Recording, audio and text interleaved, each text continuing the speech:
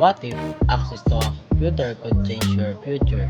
In Barangay Halang, San Roque, and Palangge in Naik Cavite, 60% of youth age 15 to 24 don't have the basic skills ICT.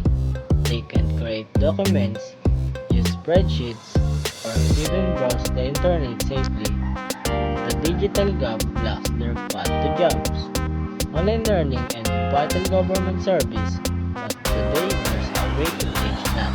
Welcome to Empower Tech Hub. Let's be clear. This isn't just about computers, it's about opportunity. Without those skills, young people are left behind in our increasingly digital world. That's why Empower Tech Hub is launching a free 8 weeks ICT training program. Our mission to train 50 youth with priority given to out of school and low income students, turning digital barriers into tools for progress. By the end of the program, participants will master essential skills that open doors to better opportunities. Here's how we'll make it happen first. Recruitment. We'll partner with local barangays, schools, and use social media to reach those who need it most. Next, assessment. A short test will help us tailor training to reach other participants to current skills. Then comes the hands-on part training.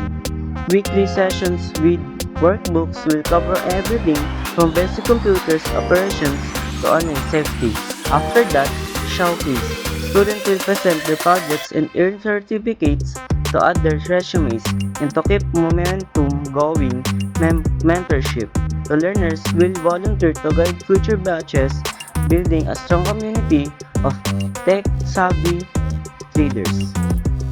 Our total budget is 177,000 pesos, covering used laptops for 150,000 pesos, training materials 15,000 pesos, venue utilities 4,000, snacks 3,000, certificates and banners 2,000, and internet for 3,000 pesos. We also accept donation of printers, extension cords, paper, and ink.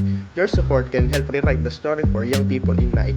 Reach out to Raven A. Mendoza at +63 951 371 6635.